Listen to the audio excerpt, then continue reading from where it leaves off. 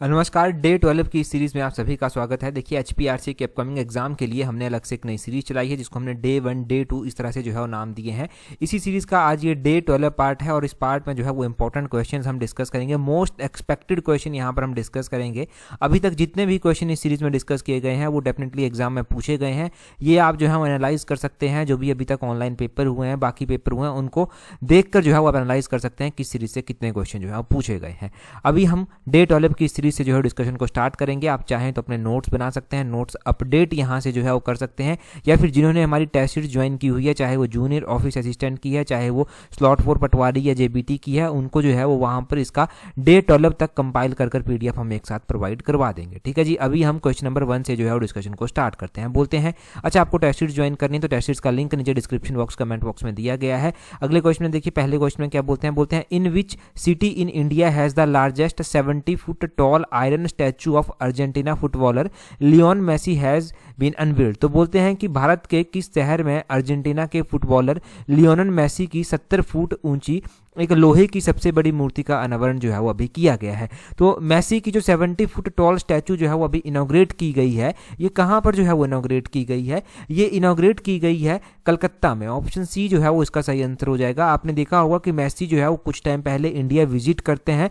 India के अलग अलग शहरों में जाकर वो जो है वो विजिट करते हैं, और जब वो विजिट करते हैं तो कुछ एक जगह पर हमें न्यूज़ देखने को मिली कि वहाँ पर भगदड़ मची, या फिर वहाँ पर जो है वो थोड़ी सी जो है वो लोगों ने उनके साथ फोटो लेने के लिए जो है वो बड़ी एक्साइटमेंट जो है वो दिखाई। तो वो उस टाइम चर्चा में जो था वो आया था। अब यहाँ से आप करंट अफेयर का क्वेश्चन भी ध्यान रखें कि उनकी 70 फुट जो है वो एक ऊंची प्रतिमा जो है वो लोहे की बनी हुई ये प्रतिमा जो है वो इसका भी उद्घाटन किया गया है कोलकाता में। अब थोड़ा डिटेल से देखते हैं। बोलते हैं कि फुटबॉल के जो प्रेमी हैं उनके लिए ये बड़ी बात है, और पश्चिम बंगाल के कोलकाता में इसका अनावरण जो है वो किया गया है। ये जो विशाल प्रतिमा बनाई गई है कोलकाता के लेक टाउन स्थित श्री भूमि स्पोर्टिंग क्लब में जो है वो स्थापित की गई है। मेसी का जो ये स्टैचू बनाया गया है ना, इसमें इन्होंने फीफा वर्ल्ड कप ट्रॉफी जो है वो हाथ में पकड़ी हुई है, तो उसको जो है वो दिखाया गया है। ये प्रतिमा जो है वो क्या चीज़ को दर्शाती है? ये प्रतिमा जो है 2026 में जो फीफा वर्ल्ड कप होगा उसके सम्मान को जो है वो दर्शाती है, फिर उसके सम्मान में जो है ये बनाई गई है। और देखिए हम बात करें यहाँ पर 2026 का फीफा वर्ल्ड कप होने जा रहा है। 2026 का ये फीफा वर्ल्ड कप जो है वो कौन सी कंट्री के द्वारा होस्ट किया जाएगा और कब स्टार्ट जो है ये होगा? तो इसको जो है वो ज्वाइंटली होस्ट किया जाएगा। एक तो यूएसए के द्वारा होस्ट किया जाएगा, दूसरा कनाडा इसमें जो है वो ज्वाइंटली पार्टिसिपेट करेगा होस्ट करने के लिए, और तीसरा मैक्सिको जो है वो, ये 3 कंट्रीज जो है वो एक साथ मिलकर इसको होस्ट करेंगी। ये जून 11 से स्टार्ट हो जाएगा, जुलाई 19 2026 तक जो है ये चलने वाला है। तो ये सब जो है वो आप इसके बारे में ध्यान रखना है। यहाँ से आपको फीफा वर्ल्ड कप के बारे में पता चल गया, आपको पता चला कि इनका स्टैचू जो है वो कहाँ पर अनवील किया गया है। अगला क्वेश्चन देखिए क्या बोलते हैं। अगले क्वेश्चन में बोलते हैं who has been named the Time magazine person of the year 2025। तो बोलते हैं कि 2025 के लिए Time magazine person of the year किसे नामित किया गया है? तो देखिए इस बार जो टाइम मैगजीन के द्वारा पर्सन ऑफ द ईयर जो है वो किया गया है डिक्लेयर 2025 में, वो थोड़ा हट के किया गया है। वो किसी पर्सन विशेष को नहीं किया गया है।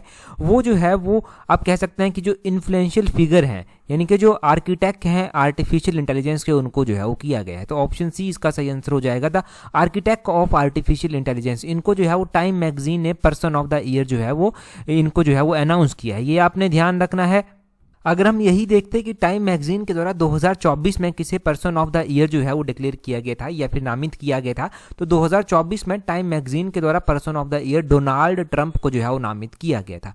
परंतु अभी फिगर्स कुछ अलग हैं। अभी आर्किटेक्ट ऑफ एआई, क्योंकि एआई का आप रोल देखते हैं बहुत ज़्यादा रोल हो गया है। देखिए एक तरफ एआई जो है वो नौकरियां खत्म कर रहा है जो हमें देखने को मिल रहा है, दूसरी तरफ एआई जो है वो नौकरियां जनरेट भी कर रहा है। अब वो डिपेंड करता है कि आप किस और जो है वो जाएंगे। यहाँ पर भी आप खत्म होने वाली लाइन में खड़े हो जाएंगे या फिर आप शुरू होने वाली लाइन में जो है वो खड़े हो जाएंगे। ये डिपेंड खुद के ऊपर जो है वो करता है। अगला क्वेश्चन देखेंगे हमारे पास क्या बोलता है। बोलते हैं where did desert cyclone 2 exercise take place in December 2025। दिसंबर 2025 में जो है वो बोलते हैं डेजर्ट साइक्लोन 2 अभ्यास कहाँ हुआ था। देखिए ये जो डेजर्ट 2 एक्सरसाइज हुई और भी एक्सरसाइजेज हुई हैं जिनके बारे में अभी तक क्वेश्चन पूछे जा चुके हैं एचपीआरसी के द्वारा और हमने भी पढ़े हैं। बोलते हैं डेजर्ट साइक्लोन 2 एक्सरसाइज जो हुई है वो हुई है अल हमारा ट्रेनिंग सिटी आबू धाबी में।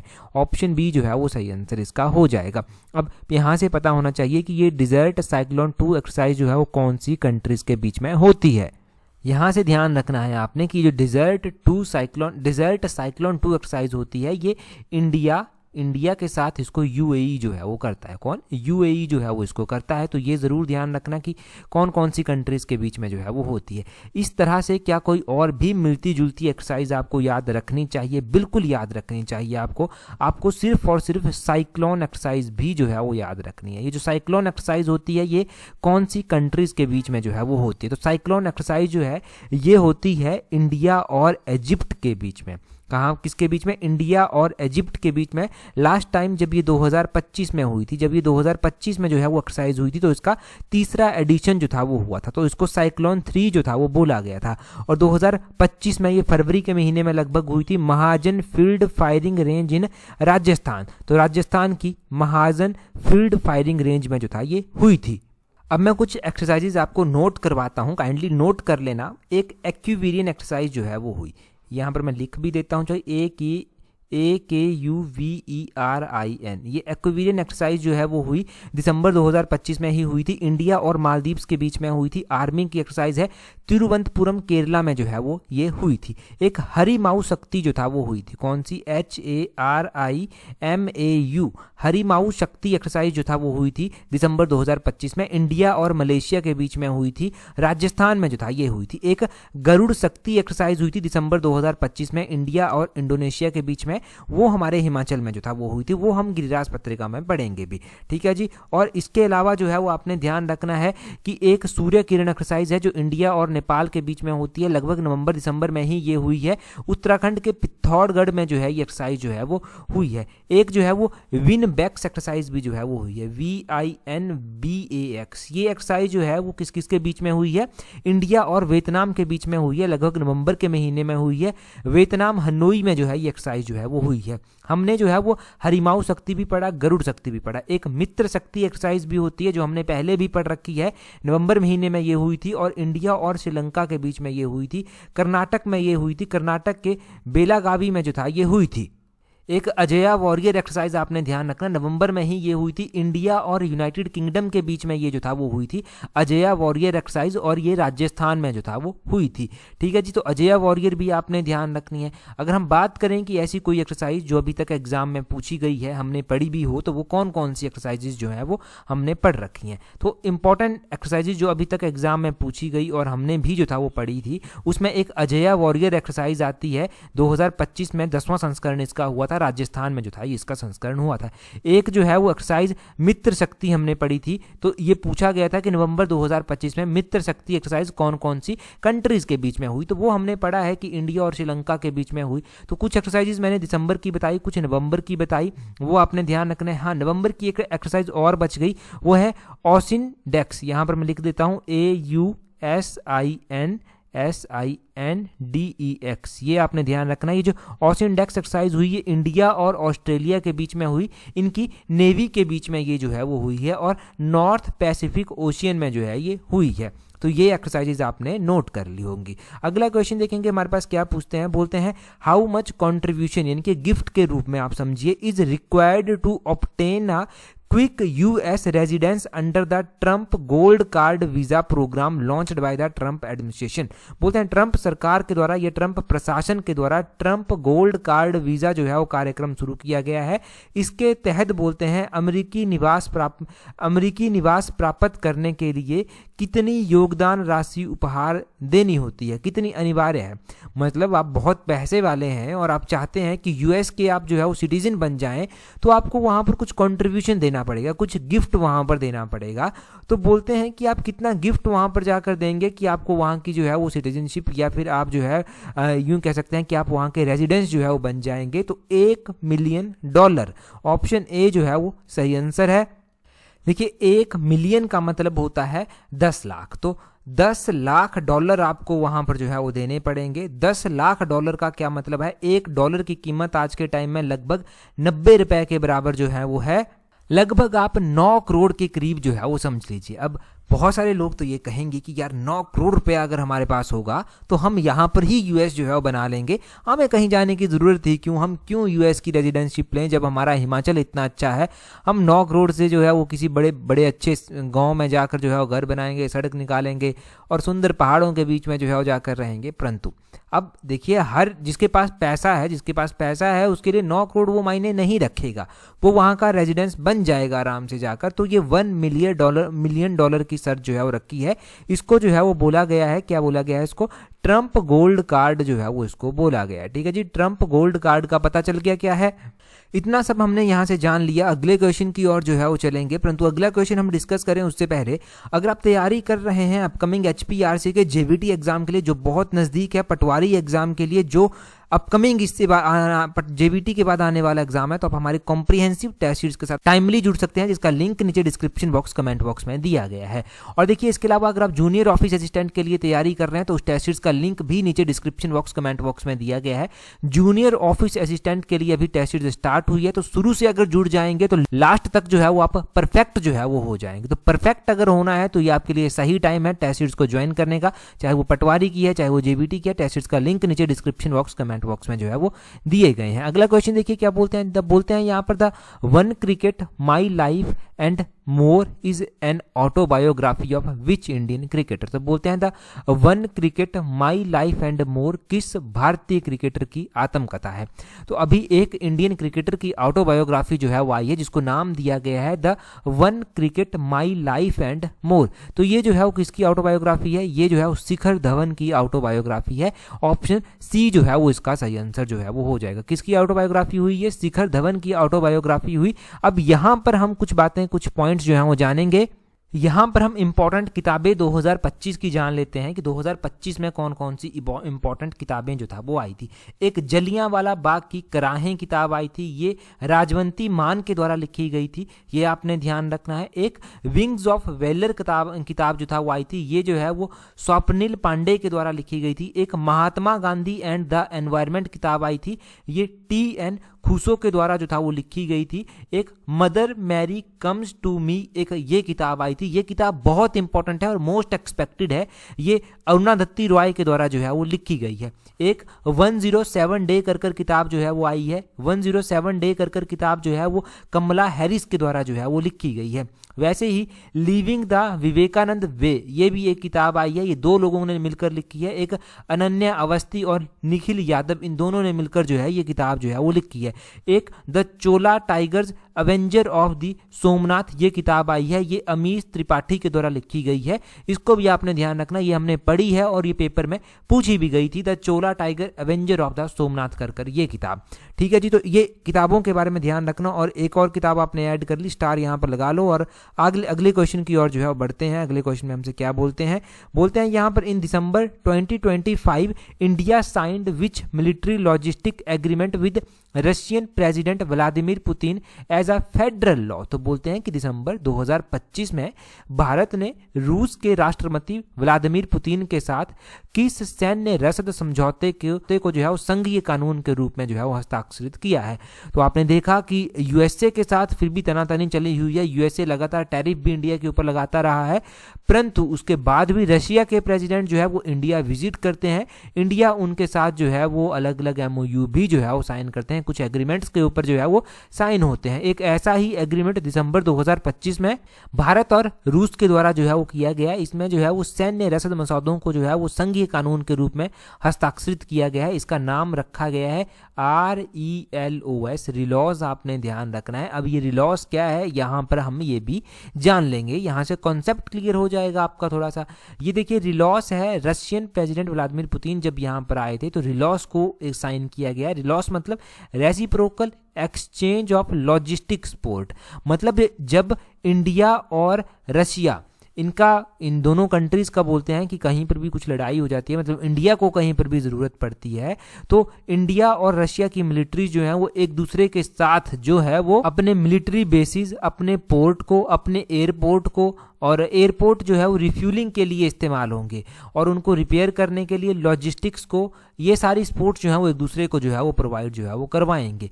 ठीक है जी, तो इंडिया और रशिया की मिलिट्रीज को यहाँ से फ़ायदा होने वाला है, मतलब इंडिया की मिलिट्री स्ट्रेंथ यहाँ से थोड़ी सी जो है वो बढ़ गई। ठीक है जी, तो यहाँ से बड़ा फ़ायदा मिलता है जब एक दूसरे के बेसिस इनको इस्तेमाल करने के लिए कोई ये एग्रीमेंट कर लेते हैं, कोई MOU कर लेते हैं, तो यहाँ से डेफिनेटली कुछ ना कुछ फ़ायदा ज़रूर होता है। इतना आपने जान लिया, ये रिलॉस काम की चीज़ है, तो इस रिलॉस को जो है वो ध्यान रखना। अगला क्वेश्चन देखेंगे हमारे पास क्या पूछा गया है। अगले क्वेश्चन में बोलते हैं as per proposed atomic energy bill amendment in the year 2025 what is India's target of nuclear power capacity by 2047। तो बोलते हैं कि वर्ष 2025 में प्रस्तावित परमाणु ऊर्जा विधेयक संशोधन के अनुसार भारत ने 2047 तक बोलते हैं परमाणु ऊर्जा क्षमता का क्या लक्ष्य जो है वो रखा है। तो ये जो एटॉमिक एनर्जी बिल आया है, एक एटॉमिक एनर्जी बिल अमेंडमेंट आपने ध्यान रखना है 2025 का, इसमें ये टारगेट रखा गया है कि इंडिया जो है वो लगभग जो है 100 गीगावाट तक जो है वो परमाणु ऊर्जा क्षमता जो है वो डेवलप करेगा 2047 आते आते, यानी कि 2047 तक ये टारगेट जो है वो रखा है। तो इंडिया के जो है वो ऐसे और भी टारगेट जो है वो रहे हैं, जैसे कि फॉर एग्जांपल भारत का ये लक्ष्य है कि 2047 तक 100 गीगावाट परमाणु ऊर्जा जो है वो क्षमता हासिल करेगा, और भारत ने जो है वो टारगेट रखा है नेट जीरो एमिशन का, नेट जीरो एमिशन का टारगेट 2070 तक जो है वो रखा है। इसका मतलब क्या है नेट जीरो एमिशन का, कि भारत जो है वो 2070 तक जो कार्बन एमिशन जो होता है उसको जीरो तक भारत जो है वो ले आएगा 2070 तक। ये भारत ने जो है वो COP26 में जो था वो अनाउंस किया था, जो कॉन्फ्रेंस ऑफ पार्टीज की 26 नंबर की मीटिंग हुई थी, वहां पर ये भारत ने जो था वो अनाउंस किया था कि हम जो है वो नेट जीरो कार्बन एमिशन जो है वो 2070 तक जो है वो हासिल कर लेंगे। ठीक है जी, तो ये भी आपको पता होना चाहिए कि कब तक टारगेट रखा है भारत ने इसको हासिल करने का। अगला क्वेश्चन भी काफी इंपॉर्टेंट है, बोलते हैं which country won the FIH mains junior hockey world cup 2025। तो बोलते हैं कि FIH पुरुष जूनियर हॉकी विश्व कप 2025 किस देश ने जो है वो जीता है। तो ये जो FIH mains junior hockey world cup 2025 जीता गया है, ये जर्मनी के द्वारा जो है वो जीता गया है।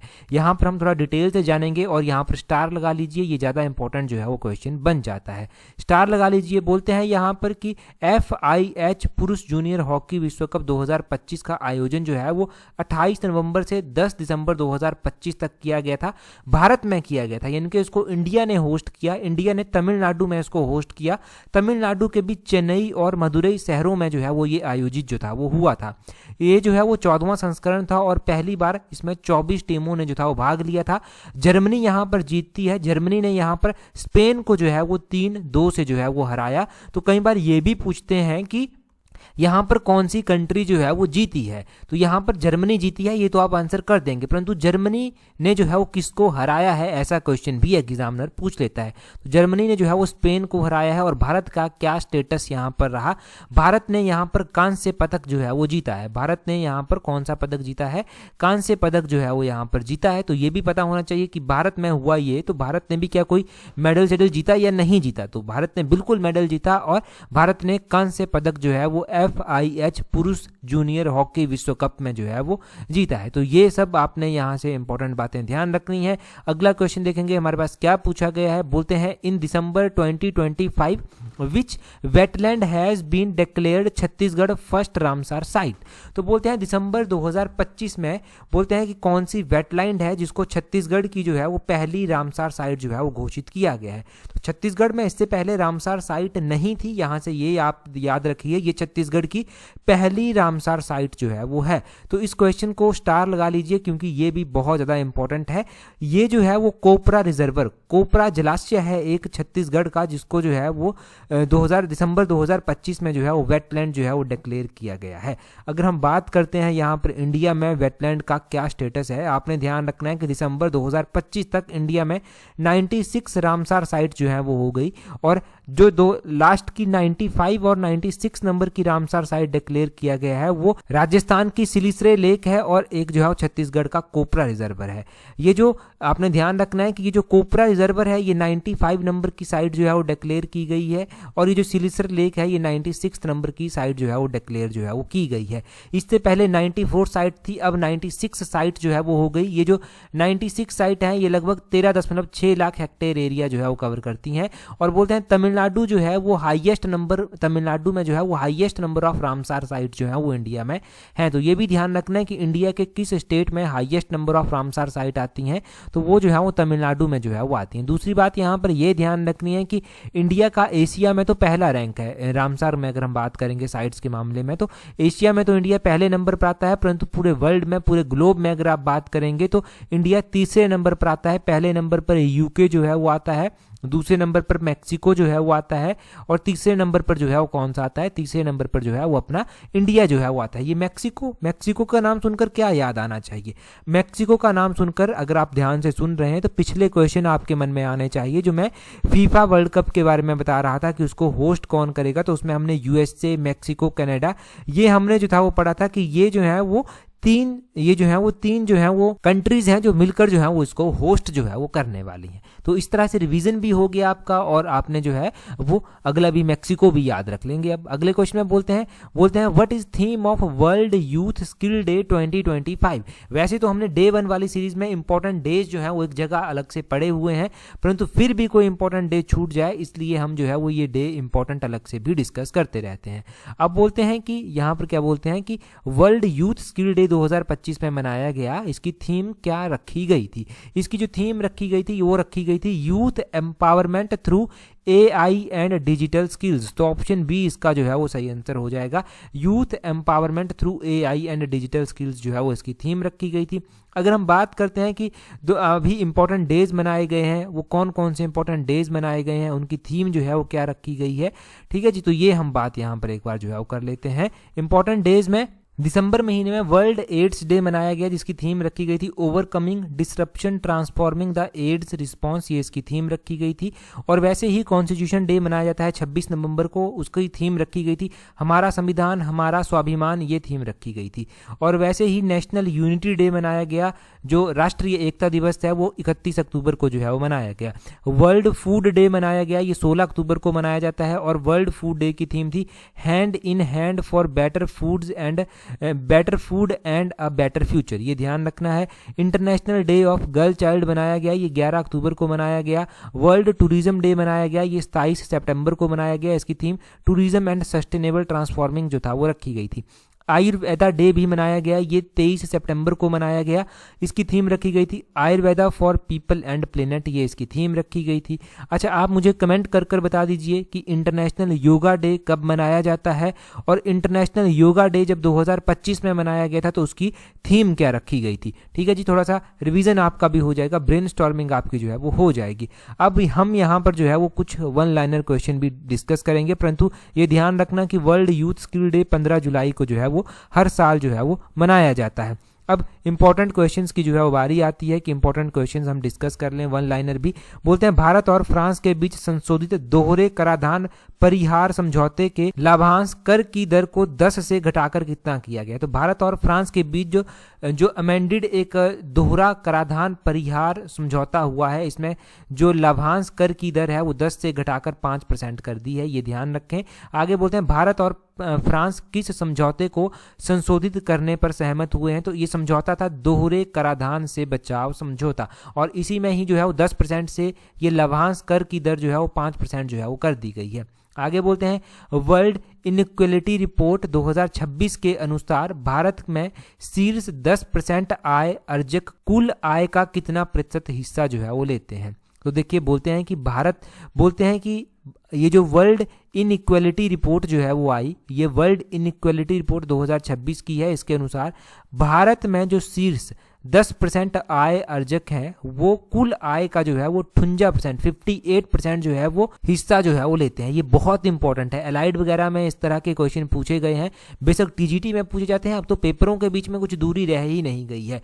कुछ भी क्वेश्चन किसी भी पेपर में जो है वो पूछा जा सकता है।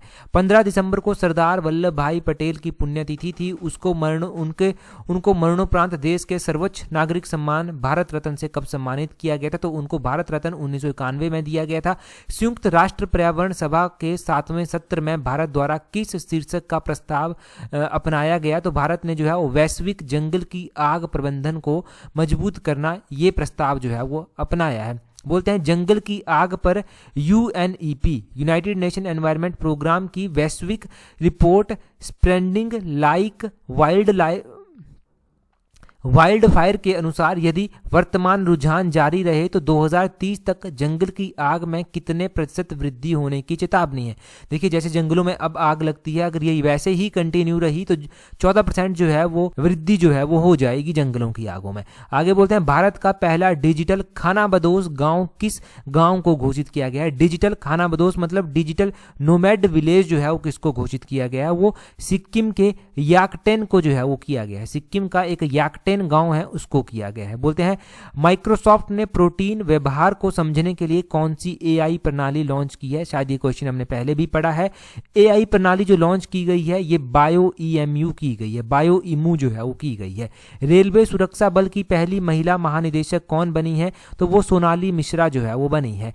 प्रेस क्लब ऑफ इंडिया की पहली महिला अध्यक्ष के रूप में किसका चुनाव किया गया है? वो संगीता बरुआ पिसारोटी का जो है वो किया गया है। केंद्रीय मंत्रिमंडल ने किसे नेशनल मेडिकल कमीशन के नए अध्यक्ष के रूप में नियुक्त किया है? तो वो डॉक्टर अभिजात सेठ को जो है वो किया है।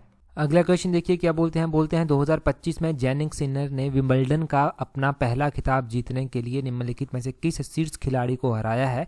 तो ये 4 ऑप्शन दिए गए हैं आपके पास। ये हमने डे 11 की सीरीज में डिस्कस किया था। अभी आप कमेंट करके जो है वो बता दीजिए कि जैनिक सिनर ने जो है वो किसको हराया है। जल्दी से कमेंट कर बताइए। अगर टेलीग्राम पर हमें ज्वाइन नहीं किया है तो टेलीग्राम पर ज्वाइन करने के लिए अपने टेलीग्राम से @allexam31 सर्च कर लेना, आपको हमारा टेलीग्राम चैनल मिल जाएगा।